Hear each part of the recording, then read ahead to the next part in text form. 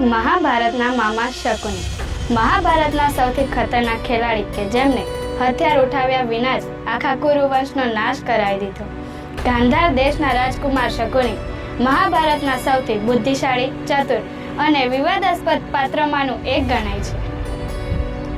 કહેવાય છે કે તે જન્મથી જ આટલા ક્રૂર ન હતા અને તે કૌરવોને નહીં પરંતુ આખા કુરુ વંશને નફરત કરતા હતા.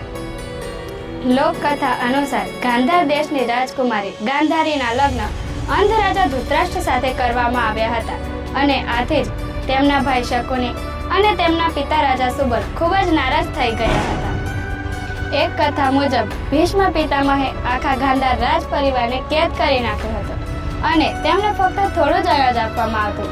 આથી રાજ પરિવારે નક્કી કર્યું કે કોઈ એક વ્યક્તિ જીવતો રહેશે અને તે આખા કુરુ વંશ સામે બદલો રહેશે. આથી શકુનીને જીવતો રાખવામાં આવ્યો અને તેને પ્રતિજ્ઞા લીધી કે તે આખા કુરુ વંશનો નાશ કરશે.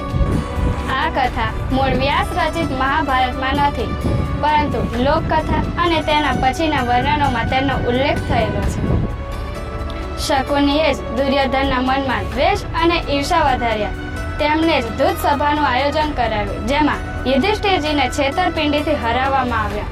દ્રૌપદીનું અપમાન થયું ને પછી મહાભારતનું યુદ્ધ. મહાભારતના યુદ્ધમાં સહદેવના હાથે શકુનીનો વધ થયો પરંતુ મૃત્યુ પહેલા તેમને મોટા ભાગના કુરુ વંશનો નાશ થતા પોતાની આંખે જોયો. શકુની માત્ર એક ખલનાયક હતા કે પછી પોતાના પરિવાર સાથે થયેલા અન્યાયનો બદલો લેવા માટેના એક વ્યૂહકાર એ આજે પણ એક ચર્ચાનો વિષય છે. હવે હું આપ સૌને તેમના વિશે એક પ્રશ્ન પૂછીશ. જો તમને આવડતો હોય તો કોમેન્ટ સેક્શનમાં એનો જવાબ જરૂરથી કહેજો. કહેવાય છે કે શકુનીના પાસે તેની ઈચ્છા મુજબ પડતા હતા. તો તમને ખ્યાલ છે કે તેના પાસે શેમાંથી બનાવવામાં આવ્યા હતા? જય શ્રી કૃષ્ણ.